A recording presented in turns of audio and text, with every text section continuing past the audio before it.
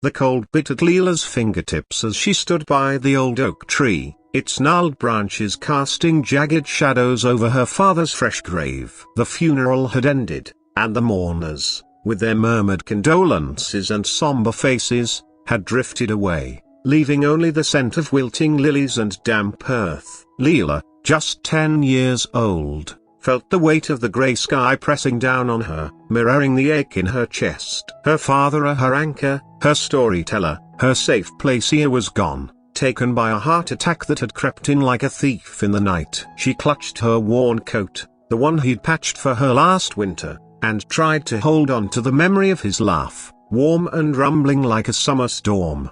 Eleanor, her stepmother, stood apart, her black dress sharp against the muted colors of the cemetery. Her face was a mask of grief, but Leela knew better. Eleanor's eyes, cold and calculating, never softened when they landed on her. 2 years ago, when Eleanor had swept into their lives with her expensive perfumes and sharp voice, Leela's home had begun to feel like a stranger's house. Her father had tried to bridge the gap, his gentle hands guiding Leela through the tension, but now he was gone, and the fragile thread holding them together had snapped.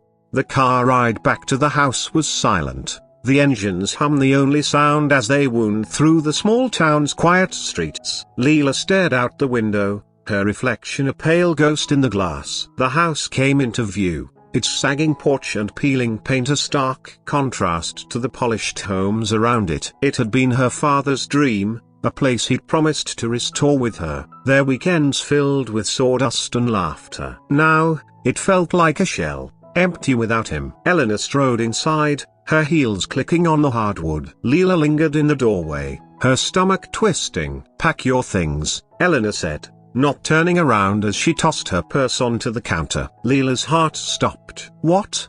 she whispered, her voice barely a breath. Eleanor turned, her eyes like flint. "You're not staying here. This house is mine now, and I don't have room for you." The words hit like a slap, stealing Leela's breath.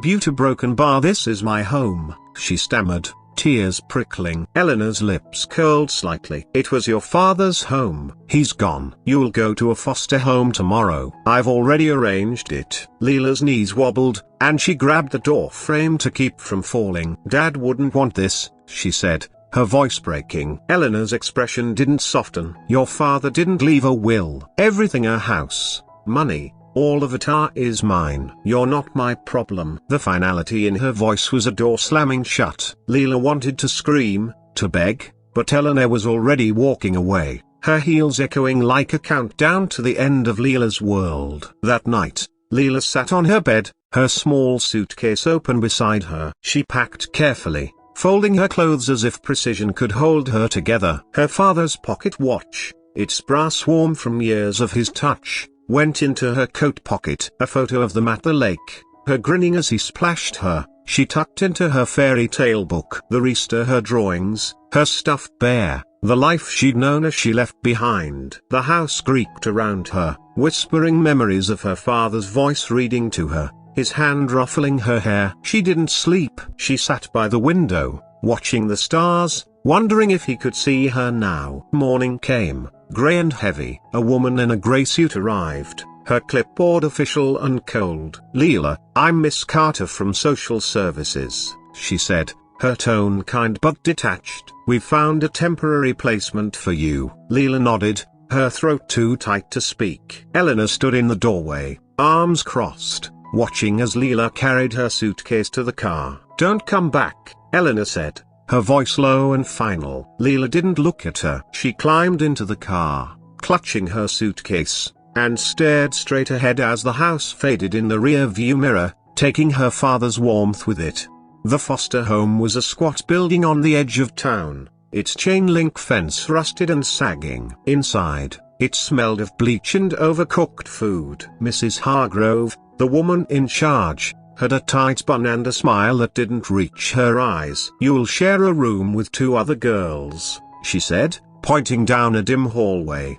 "Dinner's at 6. Leela's room was small, with 3 narrow beds and a single window. Her roommates, older girls with sharp glances, ignored her. She sat on her bed, the springs creaking, and felt the world shrink around her. Days blended into weeks. Leela kept to herself, her fairy tale book her only escape. The other kids teased her, calling her dreamer, but she didn't care. The stories were her refuge, proof that kindness could exist, even if she couldn't find it here. She wore her father's pocket watch under her shirt, its faint tick a heartbeat against her skin. At night, she whispered to it, telling her father about her day, pretending he was listening. The foster home wasn't cruel, but it was cold as strict rules, bland food, and a loneliness that clung like damp air. Leela's grades slipped. She couldn't focus, not when her heart was still in that old house, with its creaky floors and her father's smile.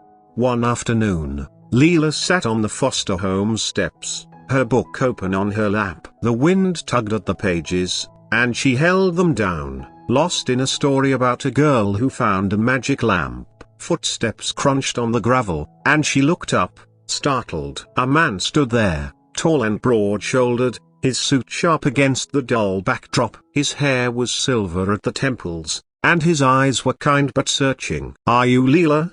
he asked, his voice warm. She nodded, clutching her book. "I'm Henry Caldwell," he said, crouching to her level. "I knew your father." Leela's heart skipped. "You did?"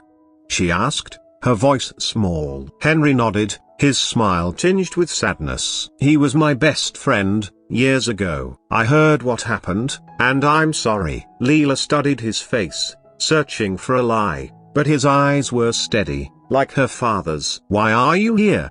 she asked. Henry glanced at the foster home, then back at her. "I didn't know about you until recently. I want to help. Will you walk with me?" Hesitant, Leela followed him along the fence, the wind carrying the scent of pine. Henry told her about his life here, building a tech empire, making millions, but never forgetting the boy who'd been her father's friend. "Your father would have wanted better for you," he said. "I'd like you to come live with me. Not forever, if you don't want. But for now." Leela's heart pounded, hope and fear colliding. She thought of her father's stories, of heroes who arrived when all seemed lost. "Okay," she said, her voice small but sure. Henry smiled and held out his hand. She took it. The car ride to Henry's house felt like stepping into a dream. The black sedan glided through the city, its leather seats soft against Leela's worn jeans. Outside, fields gave way to towering buildings, their glass facades catching the fading light. Leela clutched her suitcase, her fairy tale book inside, and stole glances at Henry. He drove calmly, humming a tune she didn't know, but his ease only made her more nervous. What if this was a mistake? What if he sent her away, like Eleanor had? The car pulled up to a gated estate, the iron doors opening to reveal a house that belonged in a storybook, a stone and glass, ivy climbing the walls, a fountain sparkling in the courtyard. Leela's mouth fell open. Henry chuckled. "It's a lot, I know, but it's home." Inside, the foyer was grand, with a chandelier glittering like stars and a staircase curving like a river. Leela's sneakers squeaked on the marble, and she felt small, like she was trespassing. Henry led her to a room upstairs, bigger than her entire foster home bedroom. The bed was piled with pillows, and a wide window overlooked a garden blooming with roses. "This is yours," he said, setting her suitcase by the door. "Take your time settling in. Dinner's in an hour." Leela nodded, too overwhelmed to speak. When he left, she sat on the bed, tracing the soft quilt. It was too perfect, too clean. She pulled out her father's pocket watch, its tick steady against her palm, and whispered, "Is this okay, Dad? Is this where I belong?" Dinner was quiet, just the two of them at a long table. The food was warm and rich: a roast chicken, creamy potatoes, green beans that tasted fresh. Henry didn't push her to talk, and she was grateful. After dinner, he showed her a library, its shelves towering to the ceiling. "Your father loved books," he said, pulling out a worn copy of Treasure Island. "We read this as kids, pretending we were pirates." Leela smiled, her first real one in weeks. "He read it to me, too," she said softly. Henry's eyes softened. He was always telling stories. The days that followed were a blur of newness. Henry was patient, giving her space but always there, a quiet presence like her father had been. He told her about their childhood, how her father had climbed a tree to save a kite and got stuck, how they dreamed of building a rocket to the stars. Leela laughed, her heart warming at the thought of her dad as a boy, fearless and clumsy. Henry enrolled her in a new school, its bright classrooms and kind teachers a stark contrast to the foster home's drab routine. He bought her new clothes, but she kept her father's watch, its weight a comfort against her chest. The house, with its endless rooms and polished surfaces, felt like a maze at first. Leela explored cautiously, half expecting to be told she didn't belong. But Henry's staff, a kind housekeeper named Maria, a gruff but gentle gardener named Tom, greeted her warmly. Maria baked her cookies, and Tom let her help plant tulip bulbs in the garden. Slowly, the house began to feel less like a museum and more like a place she could breathe in. She set her fairy tale book on the nightstand, its worn pages a piece of her old life anchoring her to the new. One evening, as Leela sat in the library, she found a letter tucked inside her book. It was in her father's handwriting, dated a year before his death. Leela, it read, "If anything happens to me, find Henry Caldwell. He's the best man I know. He'll look out for you." Tears blurred her vision, but she smiled. Her father had known she'd need someone. She ran to Henry, the letter clutched in her hand. When she showed it to him, his eyes grew wet. "He was always looking out for you," he said, his voice thick. "And so will I." Leela began to trust the warmth of Henry's home. She made a friend at school, a girl named Sophie who loved stories as much as she did. They spent recesses swapping tales, and Leela felt a spark of joy she thought she'd lost. But the shadow of Eleanor lingered. One afternoon, our letter arrived, forwarded from the foster home. It was from Eleanor's lawyer, claiming she'd found a buyer for the old house. Leela's heart sank. That house, with its creaky floors and her father's laughter, was the last piece of him she could touch. She showed the letter to Henry, her hands trembling. His jaw tightened as he read it. "She can't sell it," he said. "Not yet." Henry made calls, his voice sharp and commanding in a way Leela hadn't heard before. He hired a lawyer, digging into the legal mess of her father's estate. Days later, he sat her down in the library. "Your father's house, it's not Eleanor's to sell," he said. He left a letter with his lawyer, not a formal will, but enough to show he wanted you to have it someday. "We're fighting for it." Leela's eyes widened. "You mean I could go back?" Henry nodded. "If you want. Or you can stay here. It's your choice." For the first time, Leela felt like she had a say in her future. The legal battle stretched on, but Henry shielded her from the worst of it. He took her to the zoo, taught her to play chess, and listened when she talked about her father. One night, as they sat by the fireplace, Leela asked, "Why are you doing this? You didn't have to." Henry looked into the flames, his face thoughtful. "Your father saved me once," he said. "I was a kid, in trouble, and he stood by me. I owe him this. And a broken bar, you're a lot like him. You deserve a chance." Leela's throat tightened, and she hugged him, her small arms barely reaching around his shoulders. He hugged her back, and for the first time since her father's death, she didn't feel alone. Months later, the lawyer called with news. The house was hers, held in trust until she was older. Leela cried, not from sadness but from relief. She didn't know if she'd live there again, but knowing it was waiting for her was enough. She pictured her father smiling, his eyes crinkling at the corners. That night, she stood in Henry's garden, the roses glowing under the moonlight, and whispered to the stars, "I'm okay, Dad. I'm going to be okay." The pocket watch ticked against her heart, and she knew, wherever he was listening. Hans Zimmer, not the famed composer but a brash, self-made film director worth millions, stood in the penthouse office of his Manhattan production studio, staring out at the city's jagged skyline. At 42, he was a man who commanded rooms, his name synonymous with blockbuster epics that blended raw emotion with visual spectacle. His life was a curated masterpiece, tailored suits, a tribe loft, a private jet, and a rotating cast of starlets who hung on his every word. Yet, as he gazed at the glittering lights below, a hollow ache gnawed at him. one he couldn't name. Success had become a treadmill, each victory less satisfying than the last. He was restless, untethered, searching for something real in a world he'd polished to perfection. The studio was quiet that evening, the usual buzz of assistants and editors replaced by the hum of air conditioning. Hans had stayed late, tweaking the final cut of his latest film, a sci-fi thriller set to dominate the summer box office. He was obsessive about detail, so every frame, every note, every beat had to resonate. But tonight,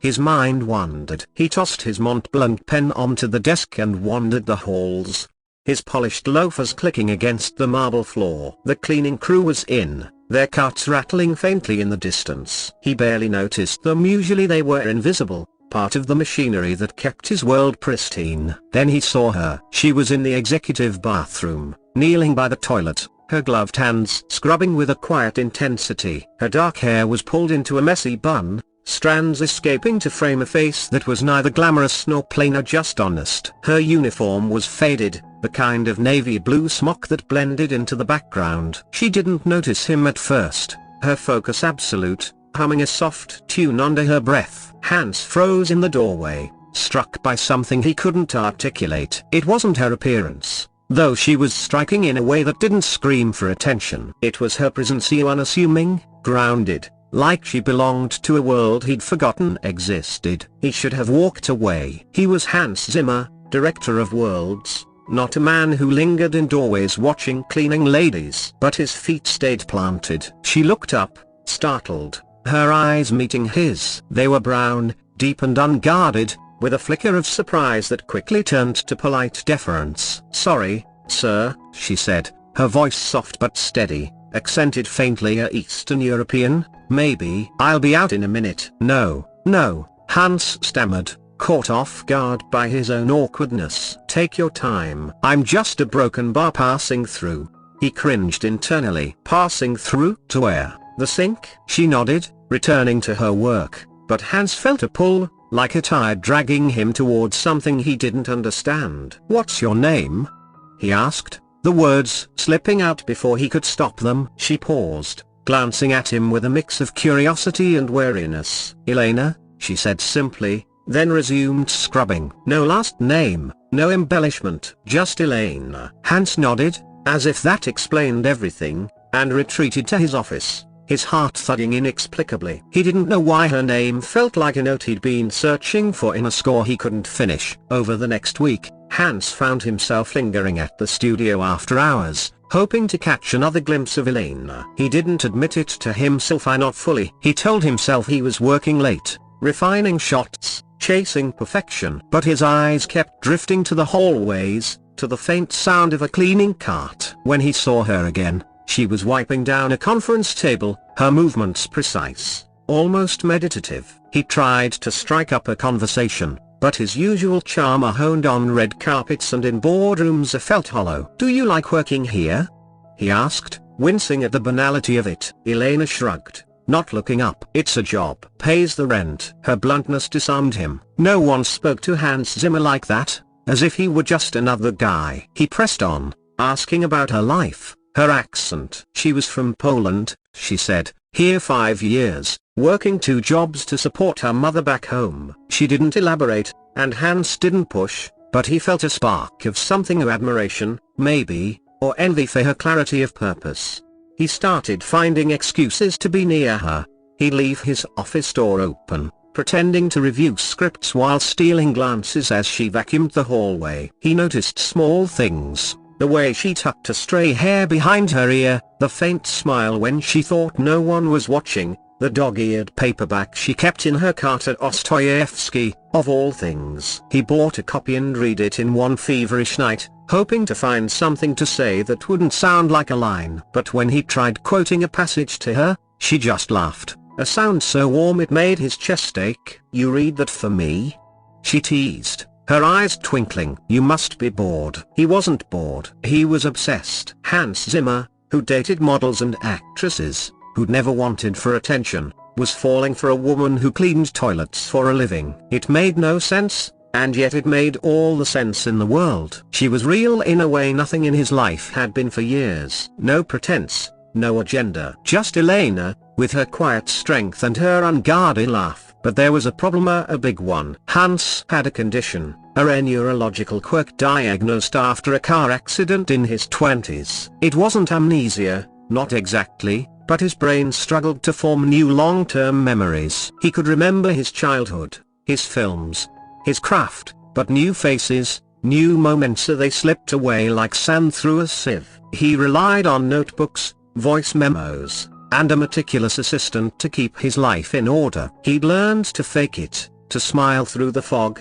to pretend he remembered people he'd met a dozen times. But with Elena, he didn't want to fake it. He wanted to hold on to her, to etch her into his mind. He started writing her name in his notebook, over and over, like a schoolboy with a crush. Elena, cleaning lady, polish, brown eyes, Dostoevsky. He recorded voice memos describing her laugh, her accent, the way she moved. He took a photo of her car discreetly, when she wasn't looking, and taped it into his journal. It was madness, he knew, but he couldn't stop. Every night, he'd review his notes, desperate to keep her from fading. And every morning, he'd wake with a vague sense of loss, her face a blur, until he opened his notebook again. One evening, he found her in the break room, eating a sandwich alone. He sat across from her, ignoring the voice in his head screaming that this was inappropriate, that he was crossing lines. "Why do you stay so late?"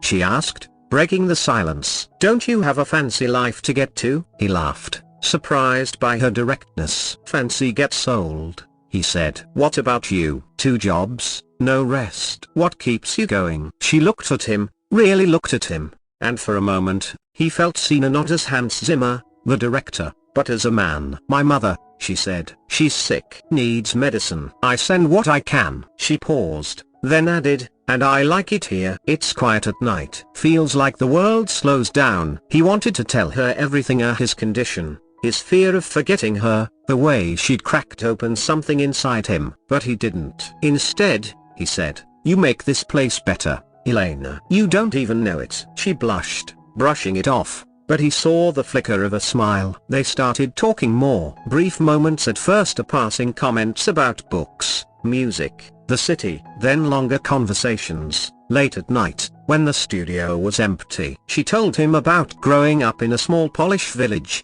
about her father's death, about her dream of studying literature before life got in the way. He told her about his films, his love for storytelling, his struggle to feel anything real anymore. He didn't mention his condition, not yet. He was afraid it would scare her off, or worse, make her pity him. One night, he brought her coffee, a small gesture that felt monumental. She accepted it with a grin, teasing him about the fancy brand. They sat on the steps outside the studio, the city humming around them, and for the first time in years, Hans felt anchored. He didn't need his notebook to remember this moment. It was vivid, electric, like a scene from one of his films. He wanted to kiss her, to tell her he was falling in love, but he held back. She deserved more than a fleeting impulse from a man who might forget her by morning. The next day, disaster struck. Hans woke to a blank slate, his mind wiped clean of the previous night. He opened his notebook, read the name Elena,